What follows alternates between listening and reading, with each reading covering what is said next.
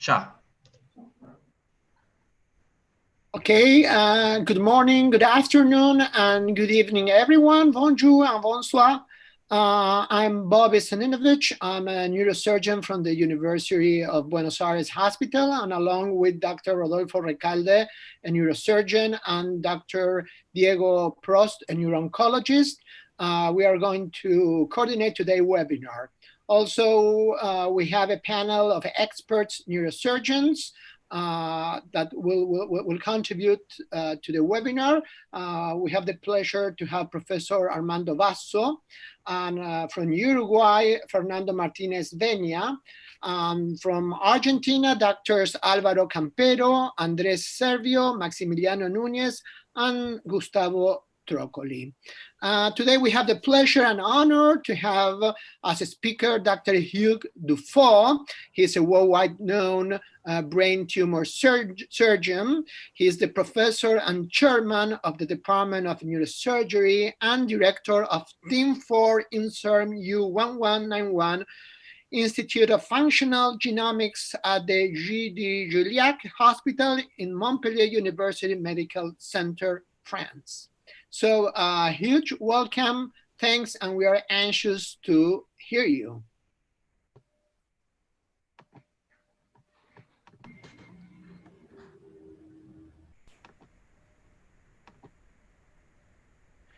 Thank you so much, Roberto, for your kind invitation. I'm very happy to have this opportunity to give us some new insight into low-grade glioma surgery, and especially to prune this connectome-based surgical approach, especially in patients who benefited from awake mapping. The goal is clearly now to increase both the survival and the quality of life, but it's not just a goal. This is achieved in the past 25 years. Definitely, we know now that it's possible to give the opportunity, as you will see, for patients with low-grade glioma to live longer, but also to enjoy normal life. To achieve this ambitious goal, first of all, we decided to do early surgery, preventive surgery, including in incidental low-grade glioma. So definitely the wait-and-see attitude should be abandoned. Second, the goal is to do an extensive resection, because we know that the extent of resection is correlated to survival. So if we can achieve supratotal resection by taking a margin around the flare abnormality, we have to do that. And third, of course, we have to preserve the quality of life. And this is the reason why, at least to my opinion, intraoperative mapping is really mandatory. And we have to understand the function of the connectome for each patient at that time in order to do a surgical resection according to the individual functional boundaries. I will not too much insist about the natural history of low-grade glioma. I'm sure that now everyone agrees with the fact that this tumor is not stable, that it will grow in other cases, it's not benign, it will become malignant, and finally will induce a permanent deficit and will kill the patient with survival between 6 to 7 years. But we have to insist on the fact that these patients, the vast majority of cases, they are well, they enjoy normal life, they had seizures, they are not so well. And we have to do a very extensive cognitive assessment before any treatment. And if you do that, you will see that in more than 80 to 90% cases, they are not so well. They have some cognitive disorders, modification of the behavior, and so on. And you can tell me, so it's related to the location of the tumor. And I will answer, not at all. It's not in a localizationist view of brain processing. It's related to the fact that the tumor invaded the connectivity, the white matter tracts, which had a limitation of the neuroplasticity.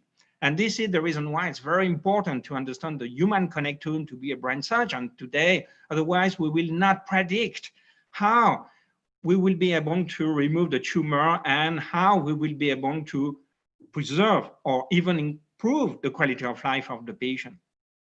Indeed, brain plasticity is absolutely critical for this patient with diffuse gliomas, and especially to preserve the quality of life, because there are nonetheless some limitations. And the first step, meaning that the brain reached this limitation of connectivity and brain plasticity, is in fact seizures. So to speak about some oncological considerations, everyone knows that the volume of the tumor is critical when we do the diagnosis, because more the tumor is big, more you have a risk to see malignant transformation and then to see a decrease of the survival. It has been demonstrated by Mitchberger in San Francisco 20 years ago, and we replicated these results about more than 1,500 patients with low-grade glioma in the low-grade glioma consortium in France. But also we introduced the fact that if we have time, which is the case in the vast majority of patients with low-grade glioma, it's very important to do 2 MRIs with 1 to 2 months apart before to go to the operating theater, in order to calculate objectively the volume of the tumor, but also the dynamics of the tumor. And it's very exciting to see that if the tumor is growing faster, of course, the prognosis is worse. It's just an evidence for the vast majority of patients, but it's not in the guidelines written for and by neuro-oncologists. So we would like to insist on the fact that this growth rate is not related to the molecular pattern of this tumor. We published in neuro-oncology, for instance, so that you can have tumors with IDH1 wild type with a very slow growth rate. And in these cases, what we did is to avoid to administrate systematically adjuvant treatment following extensive resection. No chemotherapy, no radiotherapy. We published this paper 2 years ago in Journal of Neurosurgery, and you can see that 84% of our patients were still alive with more than 7 years of follow-up without chemoradiotherapy. So that means that molecular biology is just a part of the history, but should not be the absolute Bible pushing you to do chemoradiotherapy. In all cases, the most important is, first of all, to do surgery. Indeed, you know probably these 2 papers in the literature with very honest findings demonstrating that if you do just biopsy, definitely the median survival is 6 to 7 years despite chemoradiotherapy. But in our series, based on an extensive resection, but also an objective calculation of the volumetry before and after surgery, we demonstrated that the median survival in a prospective study is more than 15 years. So that means that it's more than the double in comparison with the classical series with just biopsy, independently of the postoperative adjuvant treatment. And the secret is that we have more and more tendency to reoperate the patients, because of course now I have more than 20 years of follow-up, and I'm not able to cure patients because it's a diffuse glioma.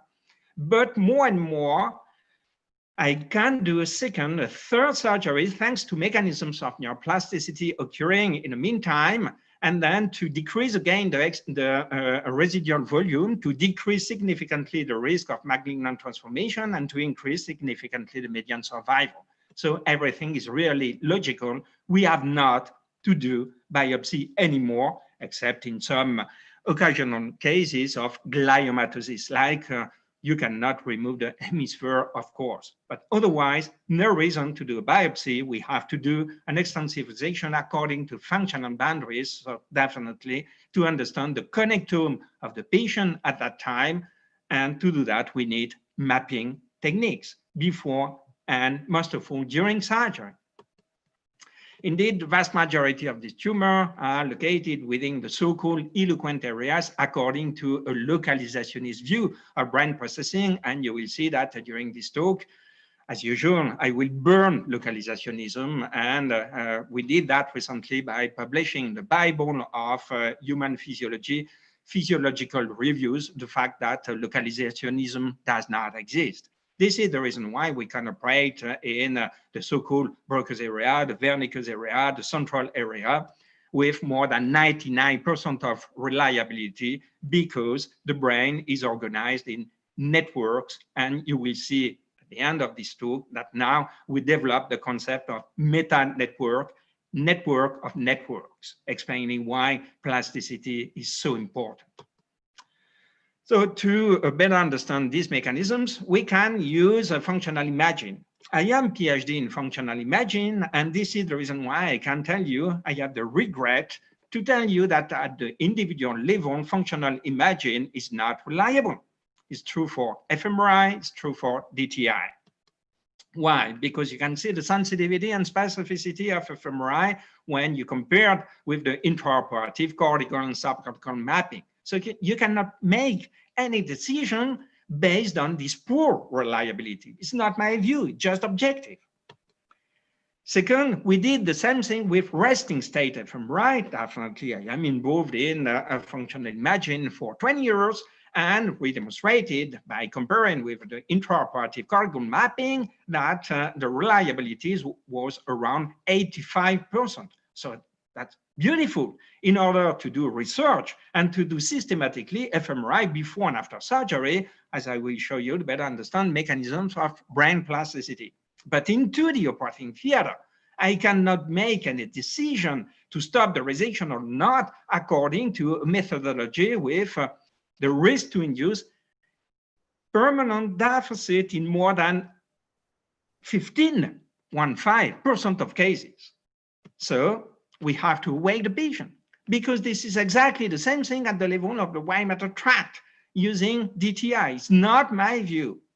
I know that the reliability is less than 20% because it has been demonstrated by experts in this field very recently, 3 years ago.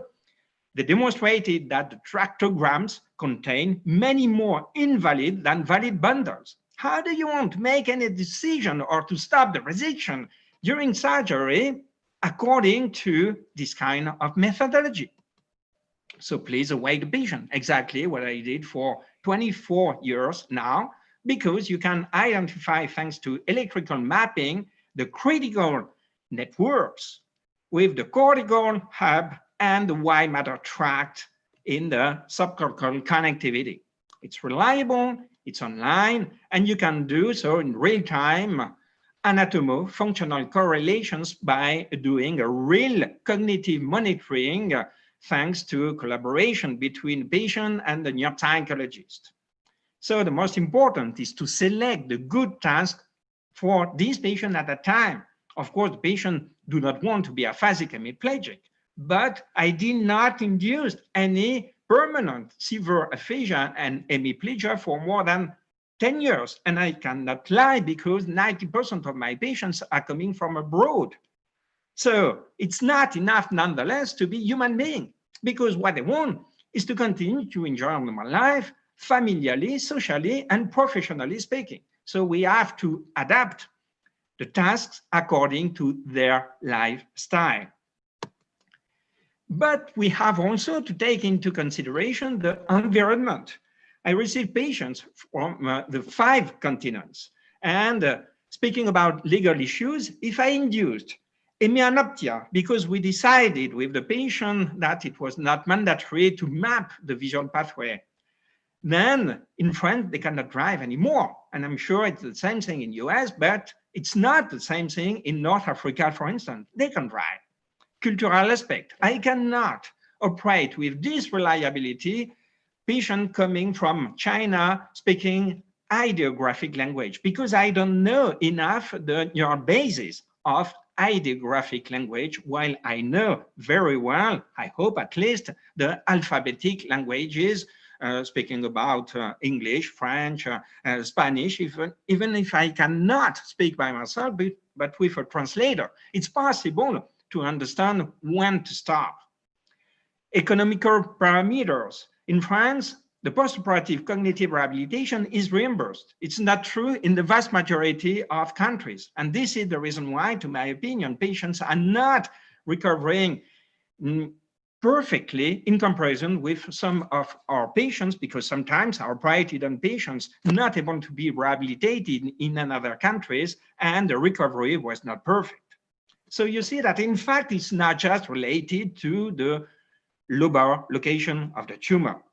We have to understand that if you remove a frontal tumor, an insular tumor, a temporal tumor, a parietal tumor, in all cases, in the end, you will be into the contact of the yellow fascicle here, the inferior fronto-occipital fascicle. So you have a risk in all cases to induce semantic disorders and for the patient not to completely recover. Of course, the patient will not be aphasic, hemiplegic, but the patient will not return to normal life. And we have to understand that before to go to the operating theater according to the needs of the patients. In other words, once you know the connectivity of this patient at a time, then you can do the resection, not of the tumor, but a part of the brain invaded by a chronic tumoral disease according to the functional boundaries, both at cortical, subcortical level. So this is the reason why I don't need your navigation, DTI, fMRI, intraoperative MRI, microscope, ECOG, and so on. It's not because I'm against that. I'm doing that before and after surgery in order to do research, but because it's a limitation of your own mental imagery into the operating theater. And I will prove that by giving, of course, you my results at the end of the talk. So now, the simplistic view of neurosurgeons is to say, okay, we have understood, we have to awake the patient, but in the left dominant hemisphere, so-called dominant hemisphere for language mapping, but not in the right.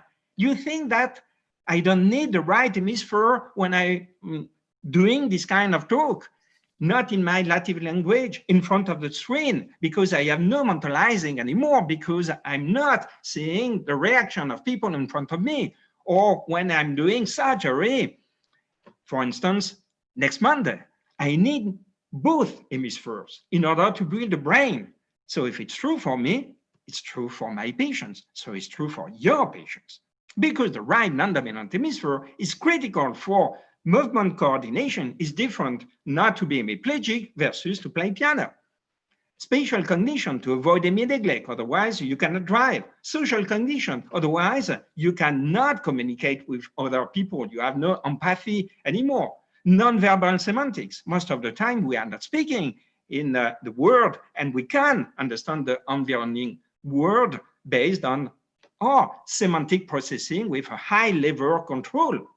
Executive working memory, able to do many things simultaneously. Personality, behavior, and so on and so on. And you will tell me, okay, we would like to preserve that, but it's not possible into the operating theater. Of course it is possible. We are doing that for more than 10 years, and we have the results with the scores before and after surgery, and the feedback provided by the patient and the family with many years.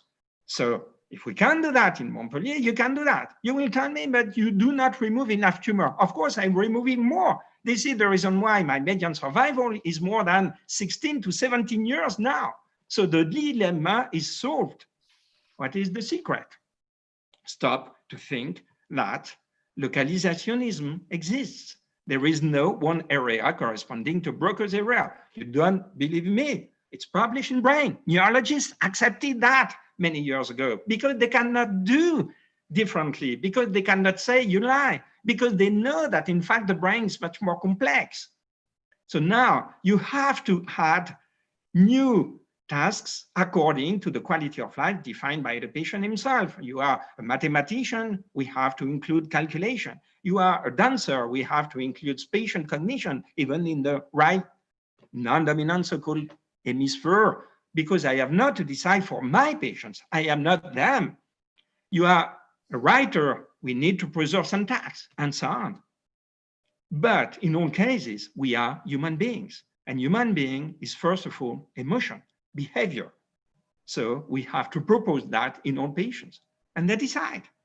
But if they say, yes, I would like to preserve my empathy, you have to be able to propose, but also to preserve these neural networks involved in low and high level of mentalizing in order to say to the patient, I'm sure you will return to a normal life, including familiarly speaking with the same affect, the same personality.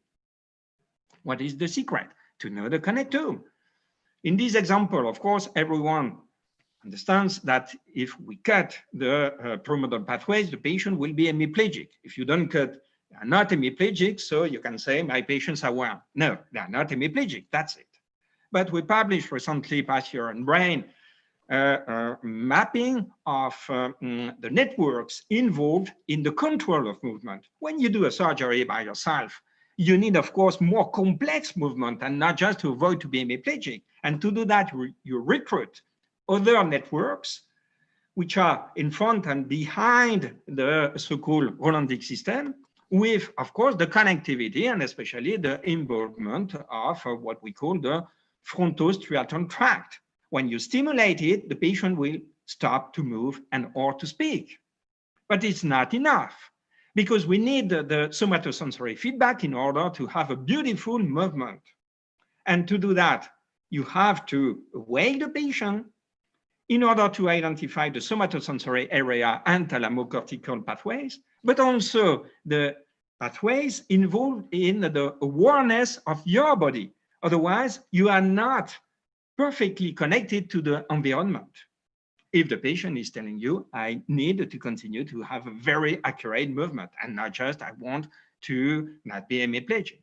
Same thing for the hemianoptia, we have to avoid it if the patient disagrees to have hemianoptia because he cannot drive anymore. He can just decide for himself, and it's very easy during surgery to preserve the pathways. It's possible by using a line bisection task to avoid hemi-neglect. You can publish in Science, you can be very helpful for patients, and you can better understand the connectivity underlying this very complex network. So everything is related. Speaking about language, I'm sure that everyone now knows that there are two pathways, at least, dorsal pathway involved in phonological and articulatory processing. And what we have definitely to accept, because this is the truth, it's not just my view. It has been demonstrated using DTI, dissection, and so on by other teams. The so-called Broca's area, the pars opercularis of the left inferior frontal gyrus, is not directly connected to the posterior part of T1, namely the Wernicke's area. It's connected to the posterior part of T2 and T3. In the field of cognitive neuroscience, it's just an evidence, but not in the field of neurosurgery. How do you want to apply the brain if we don't know the anatomy? And neurosurgeons are telling most of the time, I know the anatomy. No, because the anatomy is much more complex. I don't know the anatomy. Speaking about the ventral semantic pathway now, the inferior fronto-occipital fascicle is so complex that when I started to say there is a pathway involved in semantic processing 15 years ago, many colleagues, anatomists, told me it's not true because this pathway does not exist in chimpanzee. But now we are telling, in fact, there are two pathways.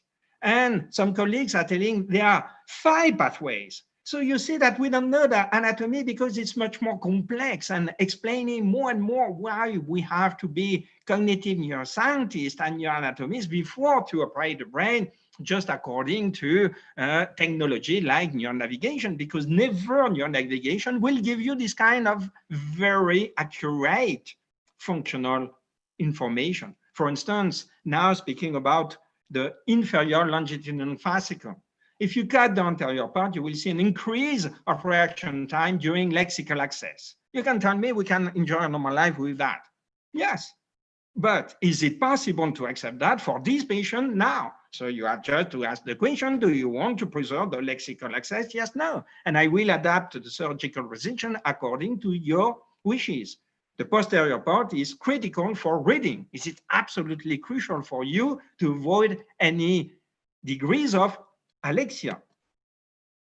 What is exciting nonetheless, and this is the concept of networking brain and finally meta-networking brain.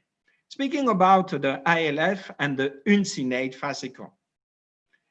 Despite the fact that you can have an increase of reaction time regarding lexical access, you are not totally aphasic. Because even if you cut this sub-pathway, you have a compensation by the direct pathway, which is the inferior fronto-occipital fascicle. And this is the reason why we can do a very extensive left temporal lobectomy in low grade, in high grade, in epilepsy, and so on, and to see patients still able to speak following surgery, because we start to understand that it's not one area compensating another area, but one subnetwork compensating another subnetwork. And you will see in the end that now we start to understand that a network is able to compensate another network by changing the strategy, the behavior. Speaking again about the inferior front occipital fascicle, because definitely this is probably the most complex, the more complex pathways in a human being. It's also involved in non-verbal semantic processing. For instance, if you show gloves, like in this example, and you ask to the patient if gloves are related with hands or feet, you have understood, of course, that when you stimulate, if the patient is combining semantically gloves with feet, you induce a transitory problem. What is exciting is to understand that the right, in the so-called non-dominant hemisphere, inferior front occipital fascicle is involved in this processing. So that means that if you cut the right eye off, and you will meet a patient in front of the family the day following surgery, you are telling to the patient, how are you? He's telling you, well, can you move? Yes. And you say, you see, my patient is good, is nice. No, not at all. Because if you start to ask something much more complex, which is crucial to return to normal life, especially working full time, the patient will not be able anymore because he cannot understand complex information. And this is true also for behavior. We added many years ago a task into the OR, which is to recognize the emotion expressed by faces in front of you, and especially eyes. When we stimulated, sometimes patients were not able to recognize sadness, happiness, and so on. This is true, cortically speaking, but this is true, once again, at the level of the connectivity. And the other secret is that the right eye foff is critical for mentalizing. So we cannot say, I will operate in the right so-called non-dominant hemisphere under general anesthesia using MEPs to avoid hemiplegia, and the patient will be well. No, you will avoid hemiplegia, but the patient will not be the same anymore. For instance, example, we have tried recently to model very, very easily. It's a simplistic view of the so-called right non-dominant hemisphere. Speaking about the connectivity, so speaking about mentalizing, non-verbal processing, bimanual coordination, and so on and so on. What we have seen, I will not redevelop. How do you want to map that under general anesthesia? How do you want to use the navigation of the DTI and to think that it will tell you, oh, be careful. If you continue to reject it, then the patient will have some problem of low level of mentalizing the theory of mind. You know a tool able to give you this information online? So we have to stop to say technology is the solution. Technology is the limitation of the understanding of brain processing. How to demonstrate that?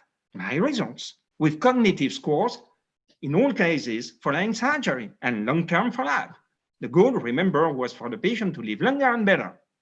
So about my first 800 diffuse low-grade glioma operated on with more than 1,000 awake surgeries, because once again, 25 to 30% of my patients have been reoperated on because they're still alive and I did not cure them. But it was in the vast majority of cases, bias of recruitment referred to Montpellier because in the Broca's area, Wernicke's area, Rolandic area, and so on and so on.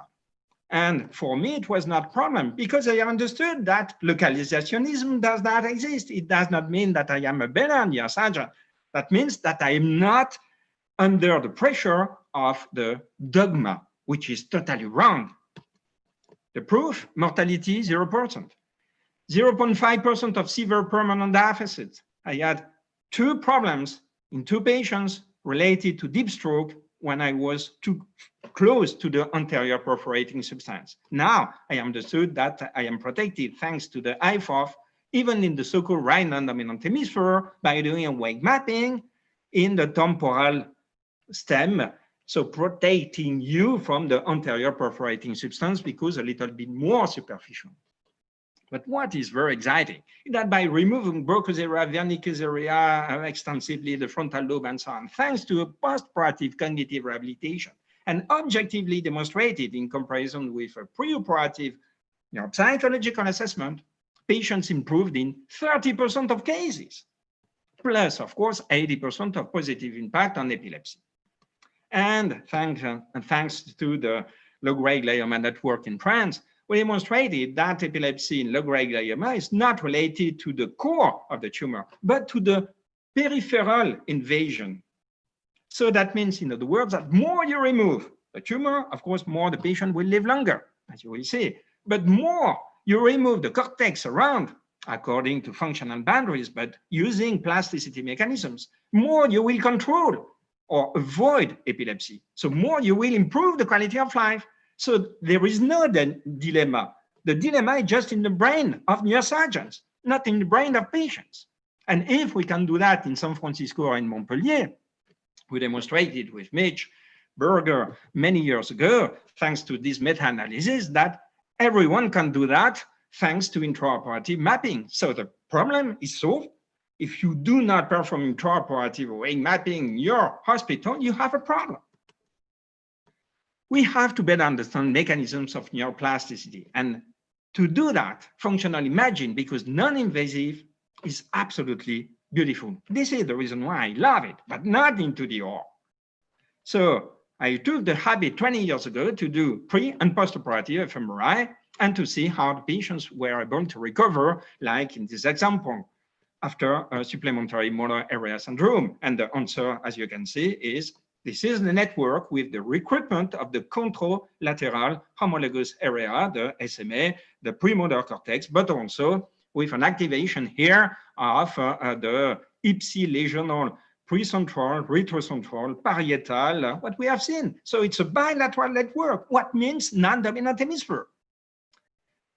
Why is it so important to understand that? Because we cannot cure definitely patients with low-grade glioma, but we can reoperate. How is it possible to remove more brain than more tumor?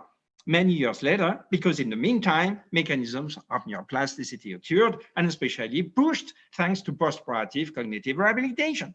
So I started 5 years, 10 years later to reoperate and to demonstrate that the map changed in the same patient over time, and then to remove more tumor while preserving the quality of life. This is true in the central area, knob of the hand, but this is true also for language. And very recently, because more or less there is nothing about that in the literature, we published 6 months ago a paper with fMRI before and after surgery, as you can see, speaking about language in patients who recovered.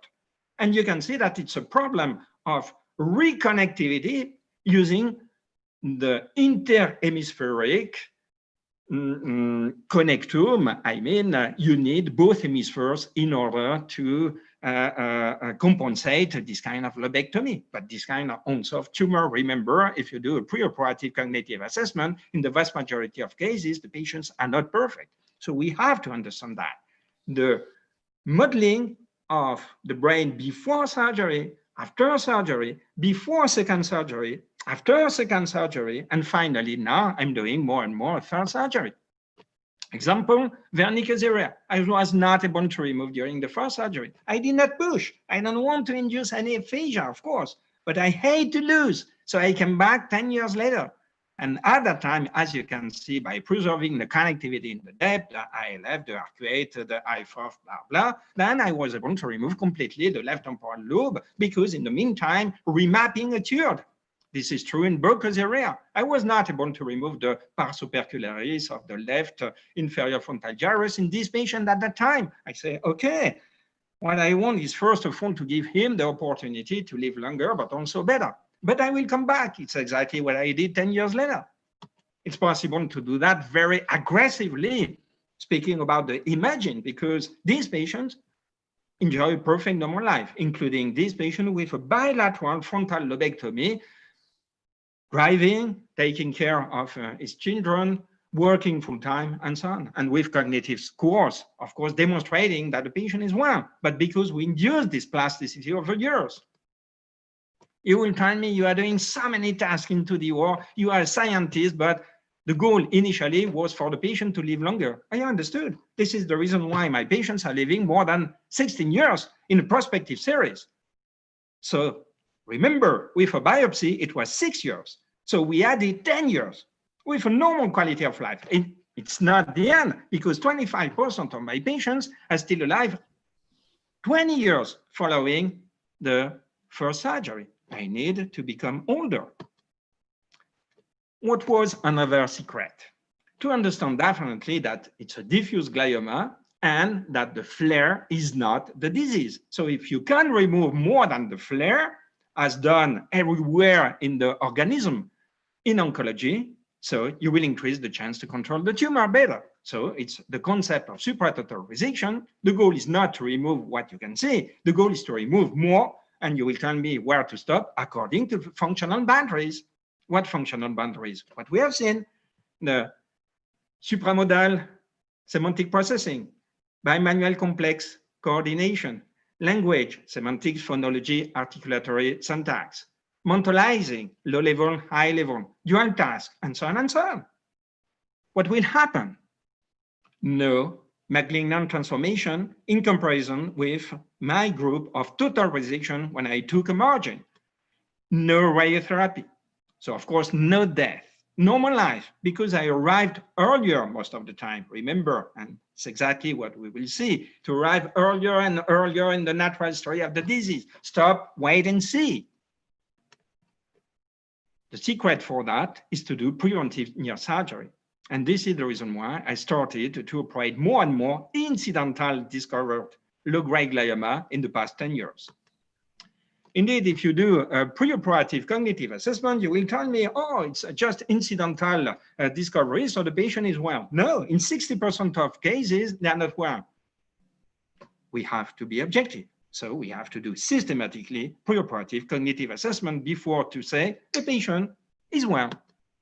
You will tell me, but you operate just for fun because in fact nothing will happen in incidental low-grade glioma. Really? You see this case, for instance, and unfortunately I have seen too many cases like this. Suddenly, because the patient was followed in another institution, the patient remained asymptomatic, but the tumor became a glioblastoma. And the patient was referred to me 4 years later.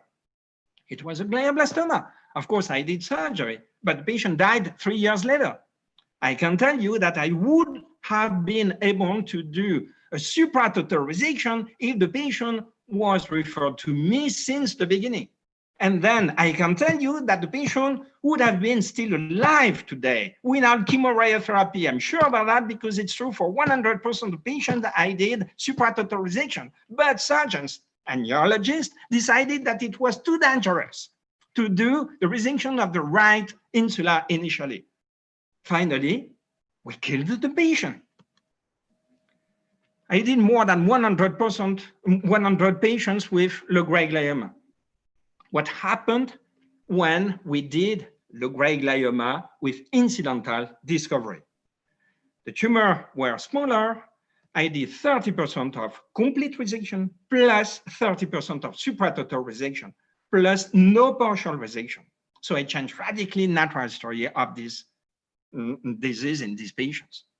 Nonetheless, 30% of them had already some foci of malignant transformation. This is not a benign tumor, but none of them kept any permanent deficit. Why? Because no seizures. Remember the third slide.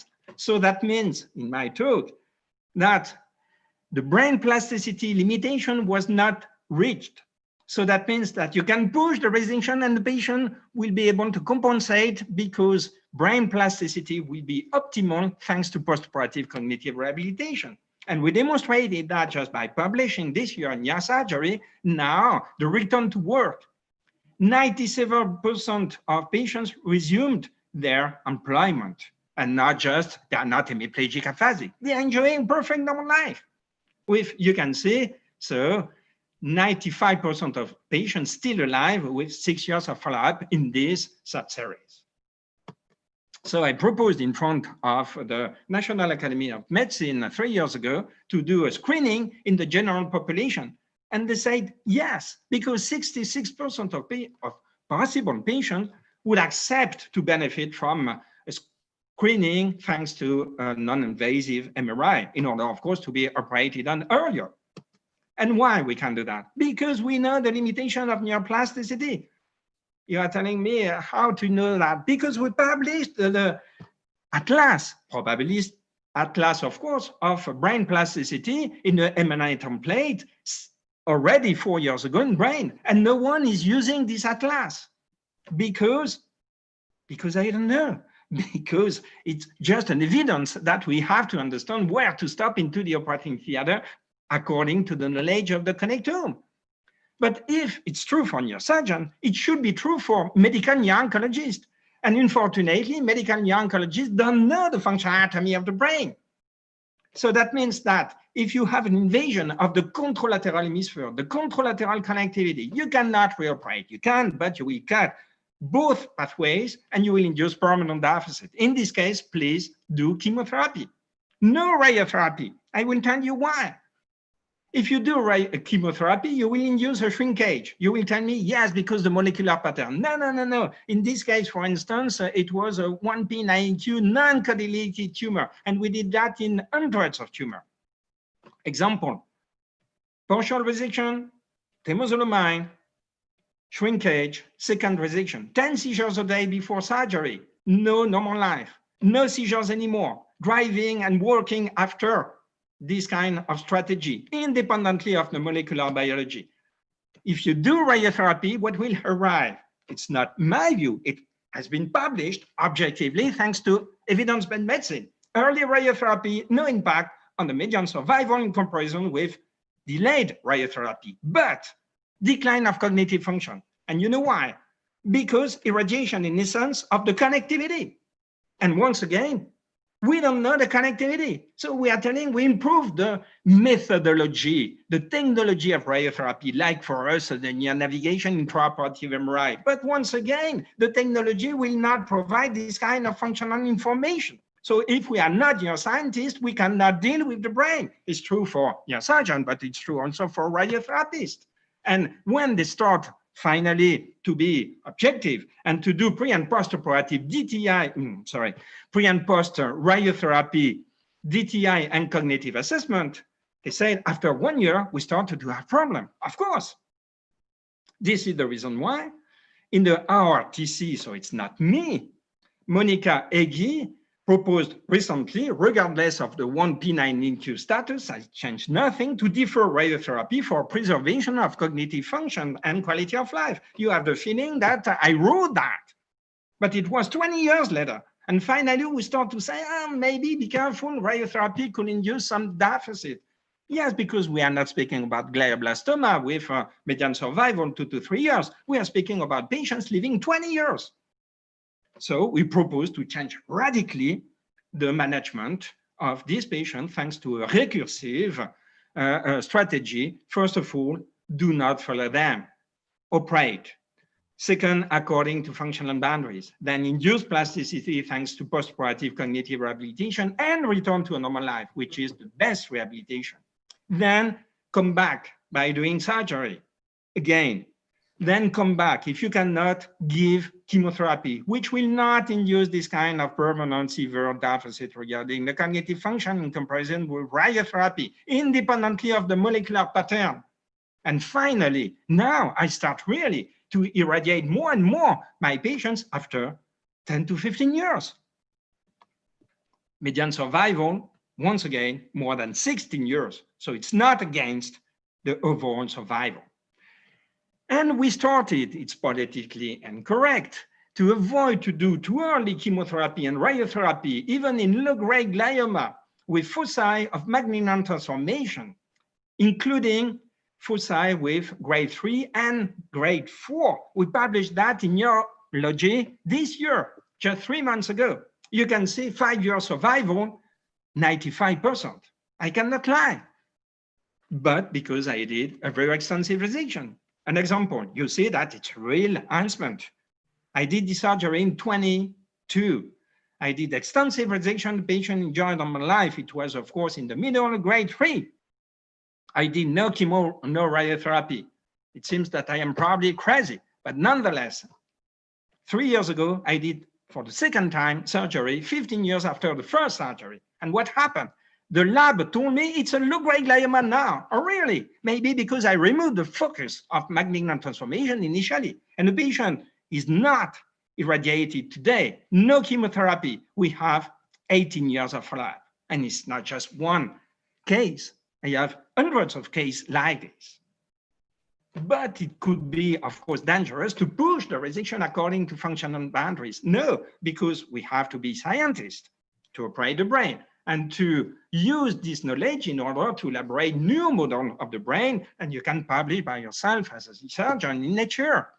And if you have this kind of connectome in your mental imagery, so more than the information provided by technology, then suddenly you can operate with 99% of reliability.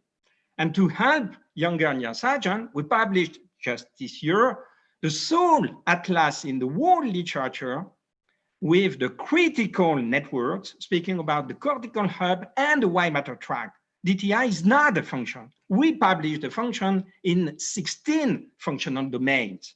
And now everyone can use it.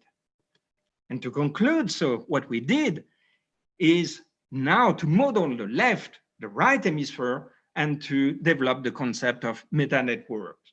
What means? That means that when you have one network involved in language, for instance, it's constituted by different subnetworks, as we have seen, dorsal pathway, ventral pathway, syntax, prosodia, and so on.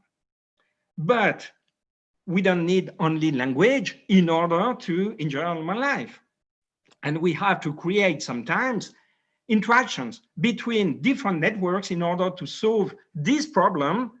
I mean, to be adapted, speaking about the behavior, because suddenly I have a warning, for instance, in my house. And then warning alarm means that it's not language, but means probably it's fire. But maybe it's not just fire, it's maybe just a problem of the alarm. So I have to check, but I have also to find the good behavior against my emotion, because suddenly maybe my house will burn, and so on and so on. So you create interaction at that time to solve this behavioral problem between different networks, and you will permanently keep this new meta network. For instance, in my house burned, because I will remember that all my life, or it will be just transitory because the alarm had a problem and finally I will forget it this evening. If we have to do that, the patients should continue to do that. And you will tell me what is the relationships with the intraoperative mapping. Is that if you think when you stimulate, if you are doing weight mapping, you induce a transitory deficit, and the deficit is related to the location you put the probe on, and this is the area corresponding to the function, you can stop. Because in fact, what you are doing when you induce a transitory deficit is a disruption within a complex network. And this is the reason why it's absolutely critical to ask the patient to do at least 2 tasks simultaneously, for instance, to move and to do a semantic association or a mentalizing task every 4 seconds. Because sometimes you have a patient, when you stimulate, still able to move, still able to speak, but not able to do both simultaneously. And you disrupted at this moment the meta network. And you will say, I don't care. What I want is to just avoid hemiplegia or aphasia. Okay, you don't care. But once again, what about the patient himself? Maybe he would like to be able to continue to do a multitasking 3 months following surgery.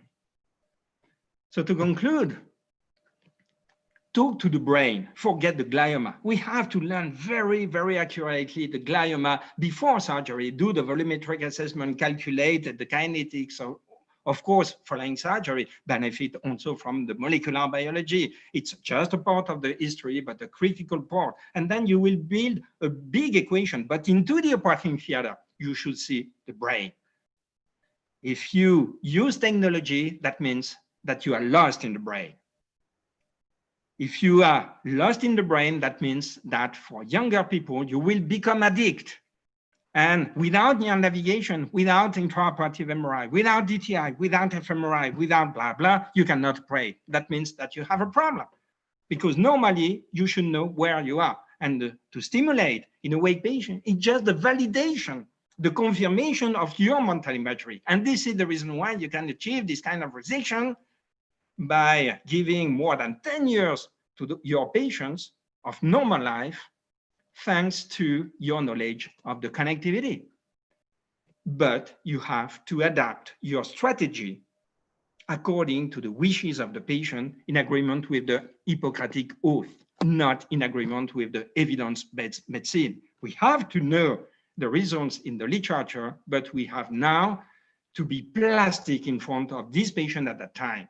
So you have the choice to treat a human being or to remove a tumor. Good luck. Well, thanks a lot, Dr. Hughes Duffau. It's really superb. I'm speechless. Excellent. It was an excellent presentation. Thanks a lot. And we are going to start a round of questions. Is there any question from our expert panel? Dr. Servio. Sí, Professor Duffau, many other colleagues are saying that maybe in subcortical stimulation, monopolar stimulation is better than bipolar stimulation. What is your opinion about that? I never used in my life monopolar. I use systematically bipolar. So that means that technical issues, I don't care. Because once again, I do not use stimulation because I don't know where I am into the brain. I use stimulation in order just to validate where I think I am. And because I have visitors, as you know, for more than 20 years for each my surgery, except in this period, of course, they can see that when I take the stimulator, the probe, for the first subcortical stimulation, I will induce in 95% cases a disruption during my first stimulation. It was just a validation. According to that, bipolar, monopolar, 60 hertz, 25, 2 milliamps, 5 milliamps, and so on. You don't care. I induced a positive mapping in 99% of my patients in front of witness. So use low intensity in order to avoid epilepsy. Never I had to abort one awake surgery, about more than 1,000, as you have understood, related to epilepsy. The next meeting I will go, I will hear, I'm sure, I have 15 to 20% of epilepsy, awake surgery is dangerous, patient is not collaborative, blah, blah. No, it's because we use too many stimulation, because we increase the intensity, because we are lost in the brain. You need sometimes just to stimulate by telling, okay, it was the IFOF, put a tag. Okay, it was the heart rate, put a tag. Okay, it was the somatosensory pathway, put a tag. And in fine, you stop your resection in the stratum sagittale. Do we have another question from the panel? Dr. Recalde? Yes, thank you for a superb lecture, Dr. Duffau, always introducing us into new concepts. I may have two questions, if I may. One may be related to how do you think is the best way to map the visual pathway? And the other one, as you said, right now we are not more used to reoperations on our patients. So usually we have a bit of attachments of the cortex with the dura. Do you have any tip to avoid that on reoperations? I know some surgeons sometimes use some kind of synthetic materials to avoid that addition. That would be. No, to reoperate, and especially to reoperate, and sometimes with finally radiotherapy in between. My secret is just that I love to suffer, and that's it. So I need 1 hour to reoperate without any coagulation to reopen. And of course, the patient is under general anesthesia at that time. This is the reason why I hate awake, awake, awake, but asleep, awake, asleep, because I have the time to avoid any coagulation, to save my time and to spend 1 hour or even 1 hour and a half in order, in fine, to have a beautiful exposure and to avoid any vascular problem. I have no trick, I'm sorry about that. But speaking about the visual pathway, initially, it was a little bit too subjective 20 years ago. When you stimulated, the patient can have phosphines or blurred vision and so on. So we decided to try to be more objective. And for more than 10 years, we decided to ask for the patient to give names or to read or what you want at the level of the same screen, 2 different quadrants. And then the patient, of course, have to fix a red cross in the middle of the screen to avoid saccades. And then it's very frequent when you stimulate that the patient is telling you not a bed in a car, but just now a dog. So that means that patient was not able to see the cat. It was not a language problem because the patient gave the good name, but had transitorily an amputation of visual field. And at that time, then we decided, of course, before surgery to accept or not. And in the example I gave, it's a upper quadrantanopia.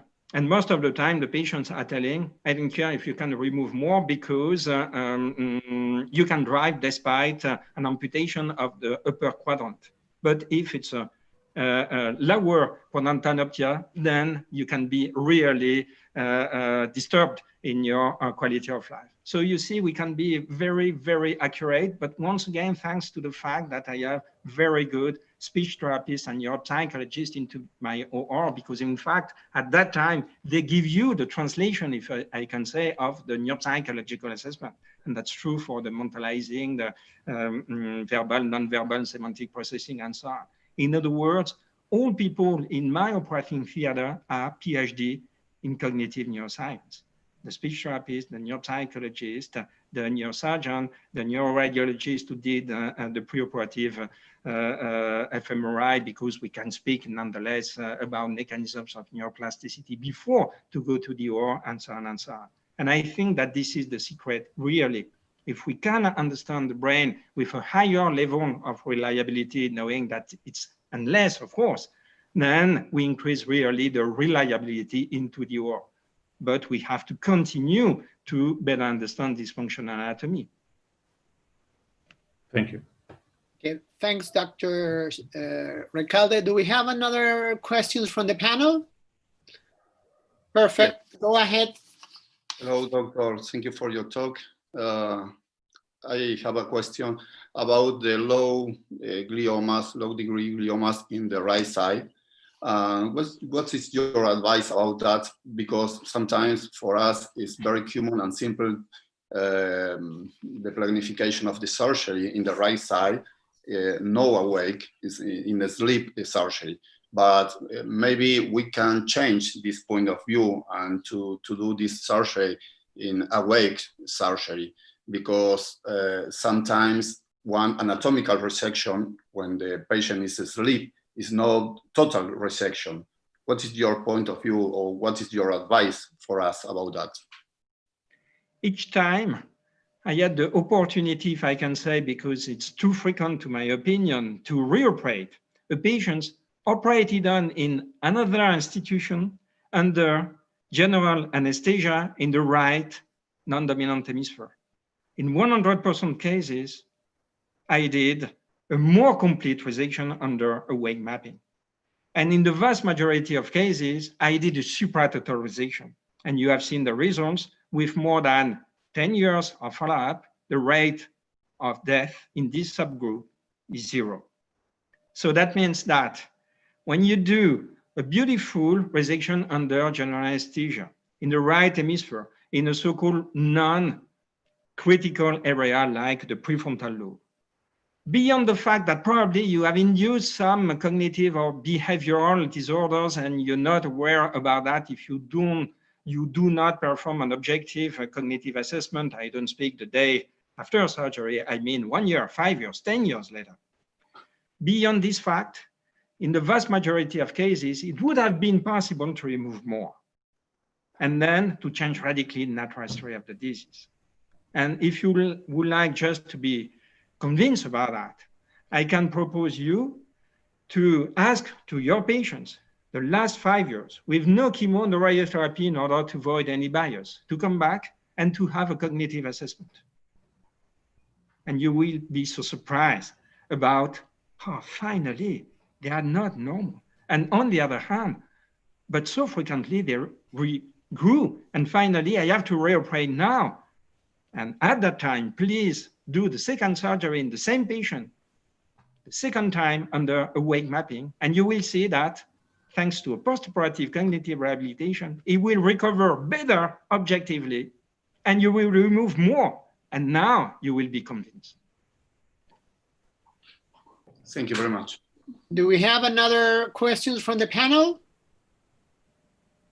So, okay, we have some questions from our viewers. Dr. Cremaschi asked Professor Duffau, do you have experience operating on Japanese patients? No, because as I told you, I know my limitation of the knowledge of functional anatomy. This is the reason why I told you I don't know the functional anatomy enough. So if you speak ideographic language, I am the first to say some patient who came from China or Japan, I'm not the good one, because your brain is not like my brain, speaking about alphabetic language.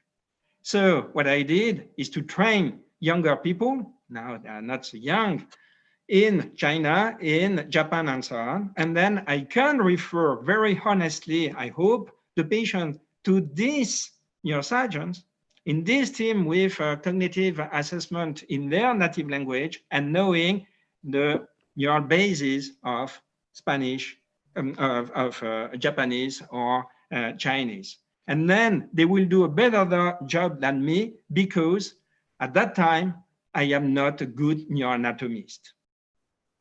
Perfect, thanks. We have another question from our viewers. Is knowing that early preventive surgery in low-grade gliomas is mandatory, what is your approach to pediatric patient in which you can perform awake surgery? I'm not a pediatric neurosurgeon, so that means that it's very difficult for me to answer this question. But I can tell you, first of all, that most of the time in a pediatric population, diffuse glioma is really exceptional. I do not speak about the brainstem. So that means that you have a ganglioma, pilocytic. So the problem is not exactly the same. But nonetheless, I did sometimes surgery recently in patients around 13-year-old. And if you prepare the patient with, of course, your team of neuropsychology before surgery, it was not a problem during surgery. And then it has been possible at that time to remove more than expected by the surgeons in the country of this patient, despite a translator into the OR at 13-year-old. So that means that it's really a good indication and the motivation of the patient thanks to a good team around the patient. In other words, the surgeon is of course critical, but just a hub in the network, and you need to build really a circuit, a meta network around the patient, especially in younger one. Otherwise, just the surgeon, despite a very big experience, will not be so reliable by himself alone. Perfect. Perfect. We have another question of our viewers. It's how to apply those concepts of language and supratotal removal when you have a patient already presenting preoperative language deficit. It depends on the mechanism. I mean, I did many surgeries in patients with not complete aphasia, but already language deficit before surgery, and especially related in these cases to high-grade gliomas. But because related to my knowledge of the functional anatomy and the atlas of neuroplasticity we published, and I have more or less in my brain, it's normal, I do that for more than 20 years, I am able before surgery to know if the deficit is related to a compression mass effect on the pathways or an invasion and destruction of the pathway. If it's a high-grade glioma with already an invasion by the enhancement of the junction, for instance, of the I4 and the arcuate in the posterior T2, then you can operate if you want, but never the patient will recover. So you can say before surgery to the patient, and especially his family, be careful, I can operate you, I can remove the enhancement, but you will continue to have permanent aphasia. So it's a philosophical issue. If I know that it's a mass effect, I will go to the OR, the patient agrees, of course, and then I will do the first part of the surgery by debulking more classically in the middle of the tumor under general anesthesia. Then I will ask for the anesthesiologist to weigh the patient in a third step after the opening and after the debulking. And at that time, very frequently, if your preoperative analysis was good, then you will see the patient improving online thanks to a decrease of the mass effect. And that means that you can do, in the end, exactly what I proposed initially, because you changed not only the natural history of the tumor by pushing the resection in the end, but you improved the quality of life thanks to the fact that you debulk initially. Sometimes, the last strategy, the tumor was really too big with a very big mass effect. The patient was almost aphasic. Then I did surgery because under general anesthesia, of course, the family told me, you have to operate, please give a chance. And finally, the patient improved. And then I came back, even in high-grade glioma, in order to do a supratotal resection, speaking about 50% of the flare, so more than the enhancement, while the patient recovered in the meantime. So you see that, in fact, we have really to think about a dynamic, multiple surgical approach and not to think that it's just now, today, and that's it. Perfect. We have another question. How do you decide when to reoperate after a subtotal resection due to deficit during the first resection? This is a very, very good question because, of course, the answer is it depends on the patient, on so many parameters. First of all, the natural history of the disease. If the tumor is growing a little bit too fast, that means that surgery per se will not be so efficient. And in these cases, you have probably to give chemotherapy earlier. I don't speak about radiotherapy, I understood why. But on the other hand, because the brain plastic potential will not be so efficient if the brain has to deal with a rapidly evolving lesion. If the tumor is growing very slowly, then the brain plasticity will be more efficient. But it will depend on this case. If the tumor is growing in particular and mainly at the level of the cortex, because the cortex is much more plastic, then you have a chance to come back. Or if the tumor is migrating along the white matter tract, and then you will not be able to come back and to be efficient. But you have to deal also with the functional issues. In other words, what about the recovery after surgery according to the postoperative cognitive assessment 3 months after surgery and after the rehabilitation? Second, what about still seizures or not? Because I continue to have 5 to 10% of patients with seizures. And in this case, of course, they have anti-epileptic drugs. And in this case, the plastic phenomenon are not exactly so efficient. What about the needs of the patient? Sometimes he's telling me, okay, I recovered now, I would like to be reoperated on because my goal is really to tend toward a supratotalization because I would like to have all chances to live longer. Or sometimes patient, no, I needed 2 to 3 months to recover following the first surgery. Now I want to enjoy a normal life.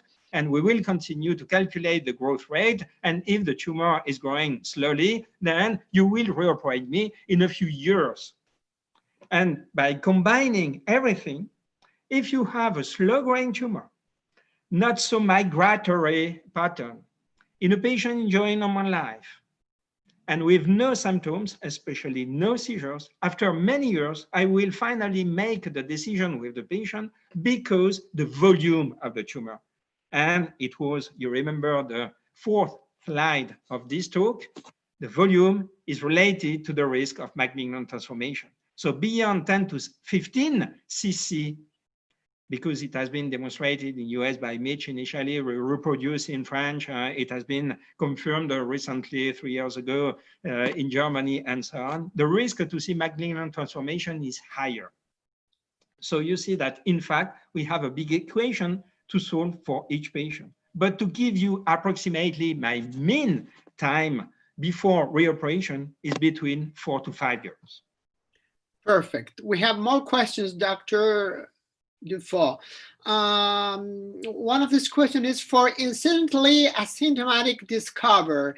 Do you put the patient in a training program with a specialist to generate plasticity before surgery?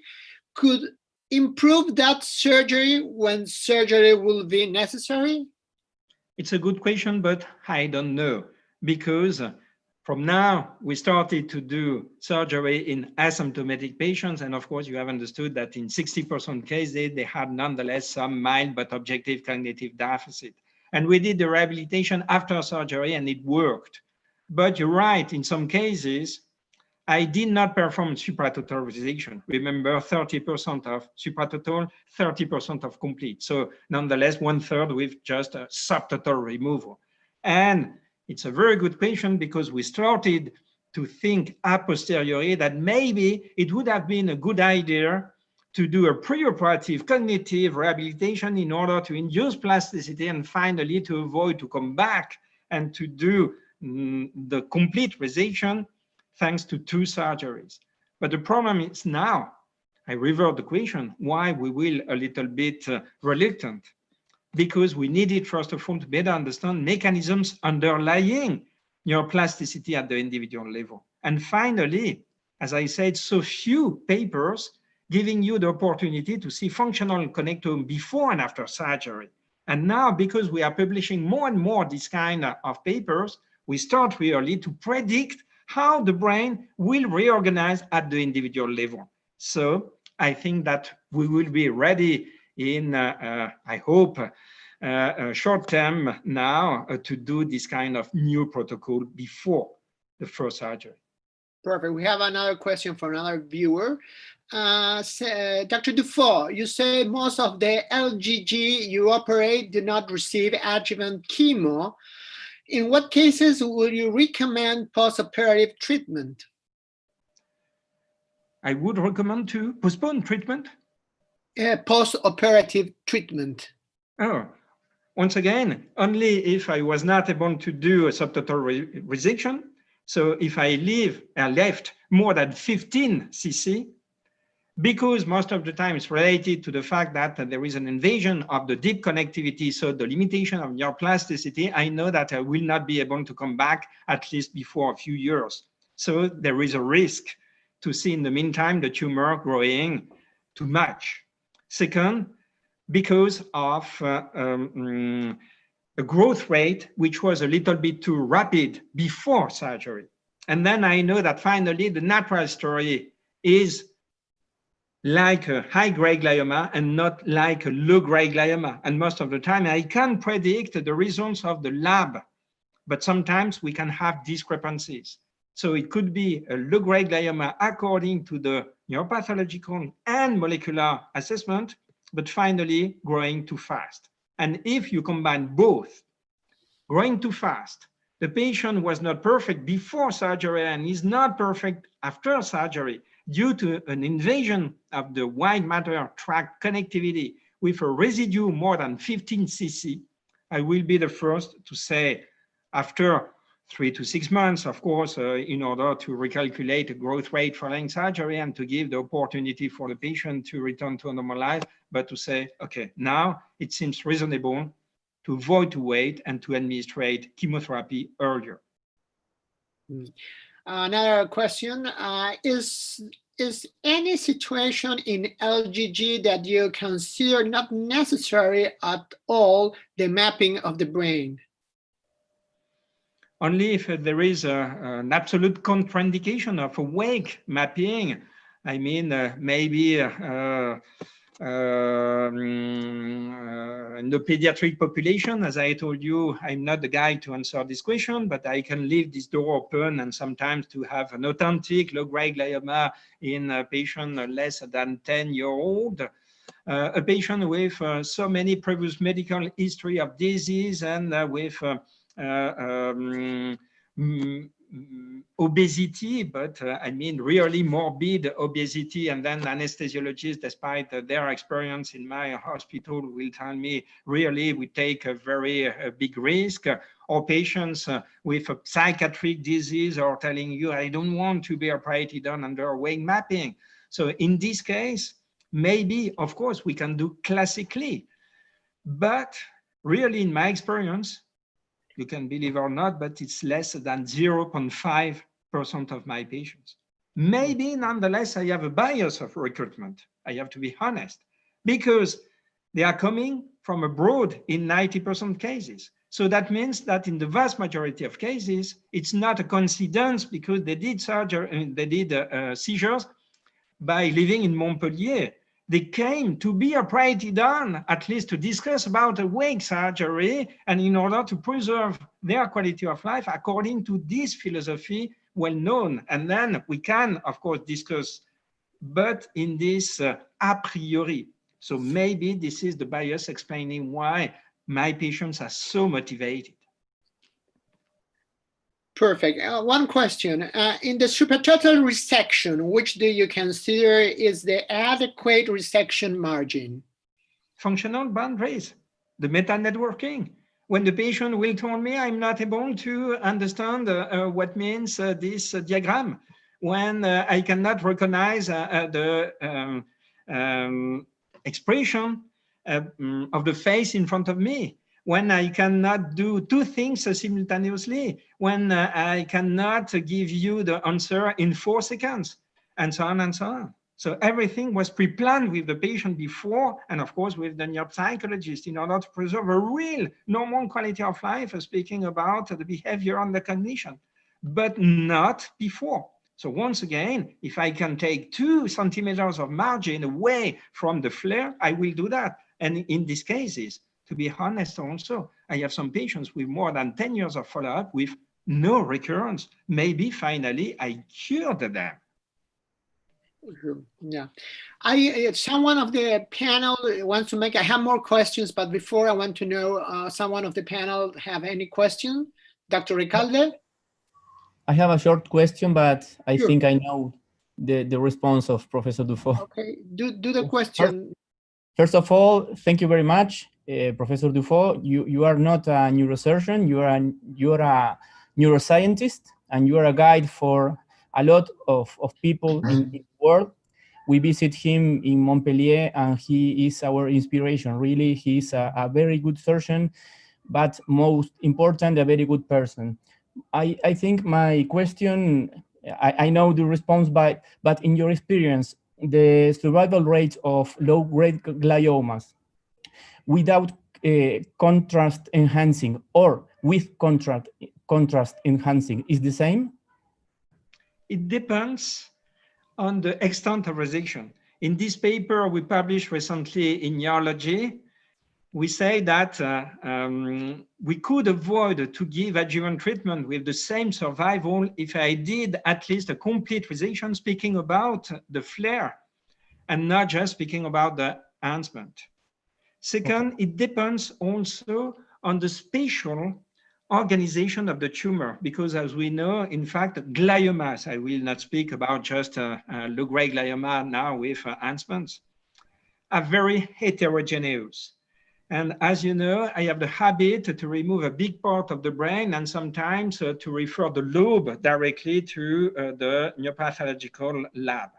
And then my neuropathologist, of course, with a big experience because many tumors every week, will not only tell you the enhancement was grade 3 or grade 4, but if around the enhancement, it was really a low-grade glioma, and in this case, the survival will be also prolonged and maybe without any adjuvant treatment, especially if we did a complete or a supratotal resection, or finally, microscopically, you had foci of magnetization everywhere beyond what we can see also on the macroscopy on the enhanced MRI. And in this case, of course, I will be the first to propose post-operative adjuvant treatment, but in these cases, of course, the prognosis is not exactly the same. Okay, thank you very much, Professor. Thank you, Dr. Martinez. Another question, Professor Duffau. Patients you work on, you did surgery on, and that they have an early recurrence, less than 3 months. Do you do surgery again on them? No, because that means that it's a glioblastoma in 3 months. So maybe I could come back in order to benefit from a second sample by telling something happened. After asking to my neuropathologist, we missed something, maybe it could not be a low-grade glioma. But in the vast majority of cases, if the tumor is growing so fast, my neuropathologist will tell me, be careful. So if I knew that, that means that surgery per se will not change radically the natural history of the disease. And in this case, I will be the first to ask to do not only chemotherapy, but also radiotherapy, because the natural history is a natural history of glioblastoma. Dr. Recalde, you want to do another question? I have more questions, but do you want? I guess Dr. Prost wanted to ask something. Pardon me? Dr. Prost, I guess. Question. Dr. Prost? Yes. And thank you for your lecture, Professor Duffau. My question is, you make your point about the adjuvant treatment. My question is, if you consider, is there any room for a perioperative treatment before the surgery to convert maybe an inoperable lesion to an operable lesion? Yes, it happened sometimes, what we call the neoadjuvant chemotherapy in this so-called gliomatosis-like, because you know better than me that it does not exist anymore according to the new WHO classification, but in the real clinical practice, unfortunately, it happened. And as I said, you cannot remove completely, of course, the hemisphere. There are some limitations of the plasticity, or sometimes you can have a butterfly, a low-grade glioma, and the patient enjoy a real normal life.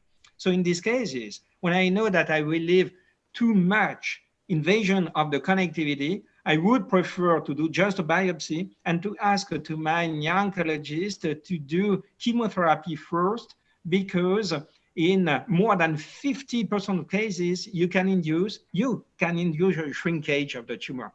And most of the time, of course, it's not just like a resection within the superficial cortical area, but when you induce a shrinkage thanks to the chemotherapy, it's a disinvasion, if I can say, of the white matter tract.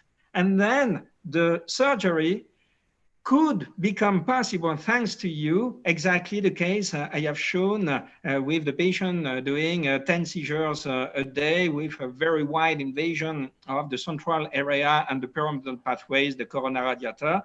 And finally, the chemotherapy allowed me not to do a supratotal resection, but at least a subtotal resection, and to improve the quality of life of the patient. So yes, I am very plastic. And this is the reason why we are discussing a lot, not only in my hospital, but also in the network we have in France, in Europe, and so on, with oncologists. In other words, our protocol is that we have no protocol. Thank you. ¿Algún panelista, someone of the panelists want to make another question to Professor Duffau?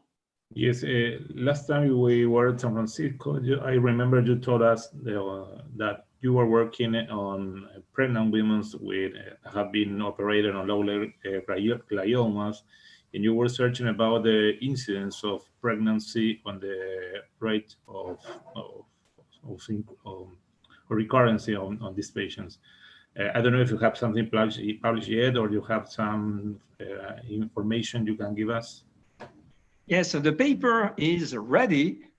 And to be totally honest, I'm waiting for 3 more months in order to reach, using the statistics, Clapham-Meyer curves and so on, enough follow-up in order to reach 0.05.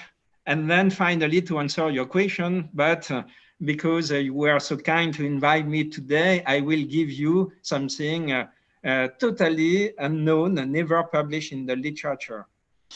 If you do a complete resection of the tumor, low-grade glioma, even with some foci of malignization in the middle, but we are not speaking about glioblastoma and so on.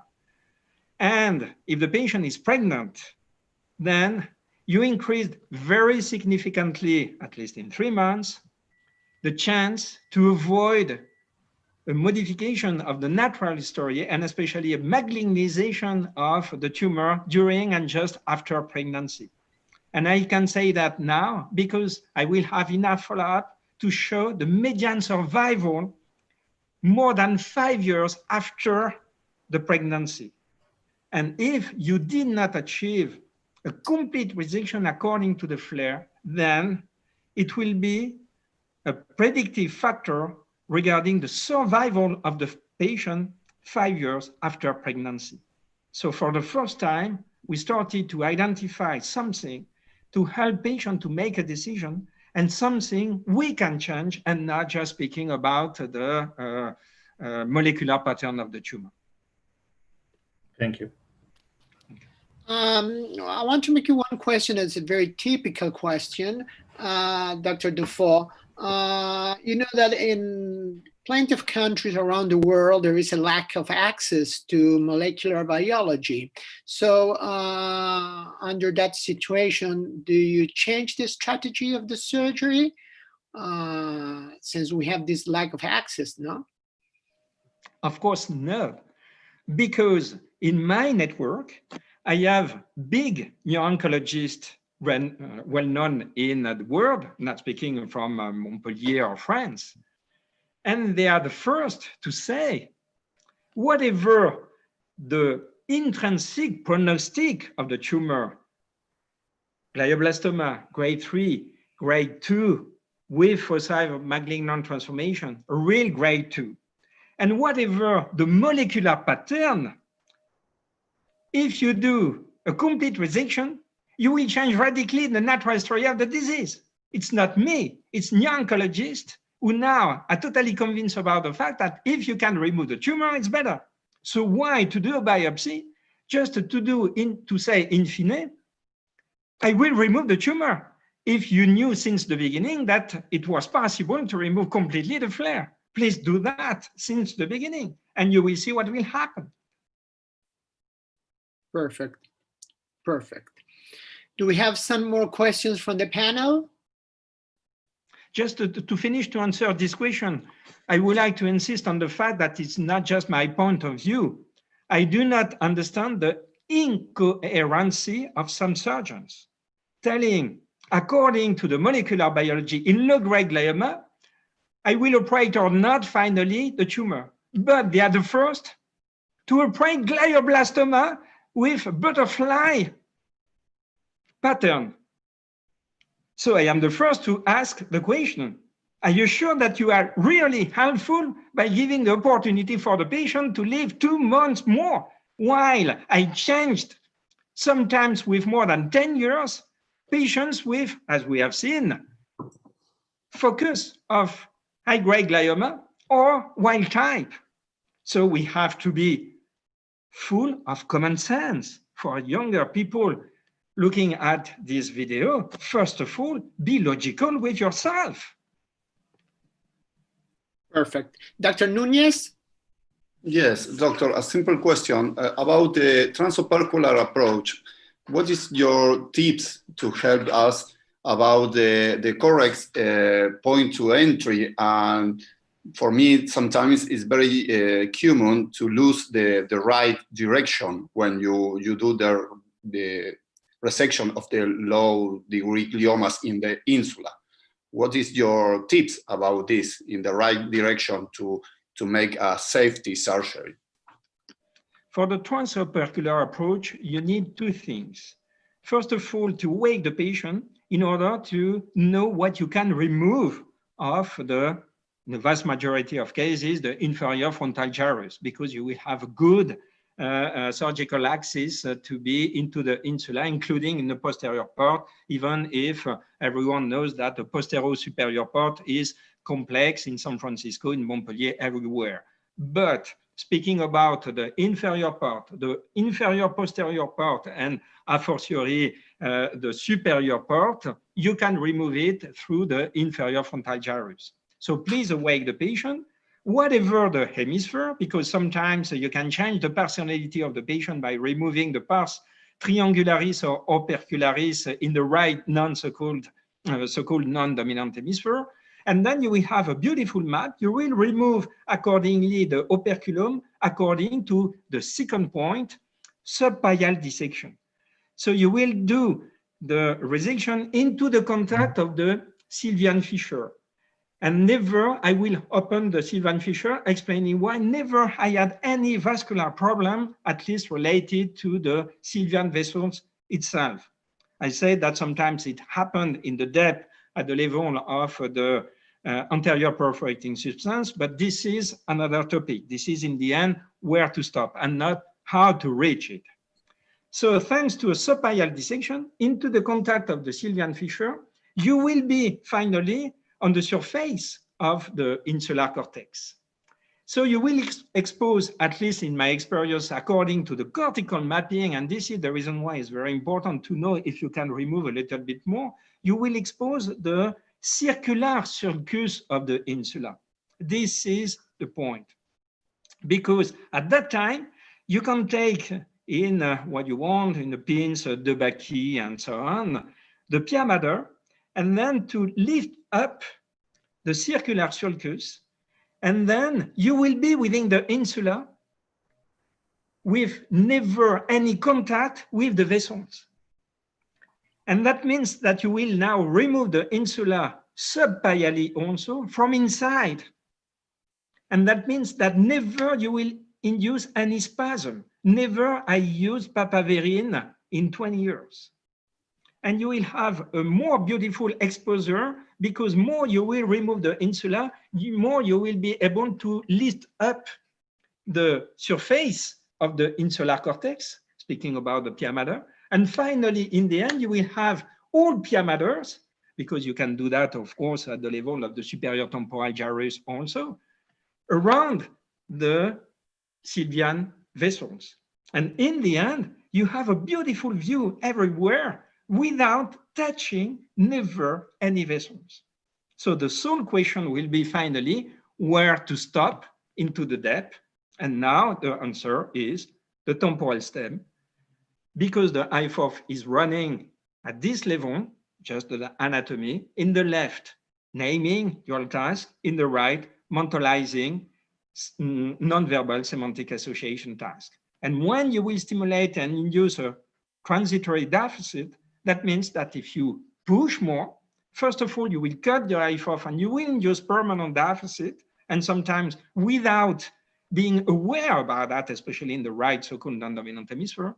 But second, you will take at that time a risk to be into the contact of the perforating arteries, because, of course, as we know, the temporal stem is the lateral part of the anterior perforating substance. And this is the reason why, if you accept to leave this pathway, so that means to be harnessed more or less with the anterior perforating substance 4 to 5 cc, so subtotal resection, never you will have any problem anymore. It's exactly what happened these past 10 years in my experience, why I had 2 problems when I was younger in the first 10 years, and among only, if I can say, at that time, 50 patients, why I did much more. So my rate of permanent deficit was around 5%, like in the classical literature. Today, in the past 10 years, by applying what I told you, is 0%. And if I can do that, you can do that, because you see, you don't need to be Yazargil and to split the Sylvian fissure despite so many vessels, veins, and so on. It's the reverse. I am not a surgeon. I'm just a scientist. I know more or less when I am and where I am into the brain, and then you can forget the technical issues. Thank you very much. Any more questions from the panel? No more questions? No. Let's see. We have one more. Yeah, we have one more question here. For you, it's much more important the age limit or the Karnofsky performance status when you decide to do a surgery? Of course, the Karnofsky and the cognitive scores. I mean, I did this kind of surgery in patients with 70. And of course, it's a selection once again, because the brain plastic potential was still efficient in this patient.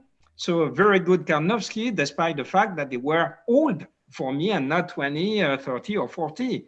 So the age is not a contraindication.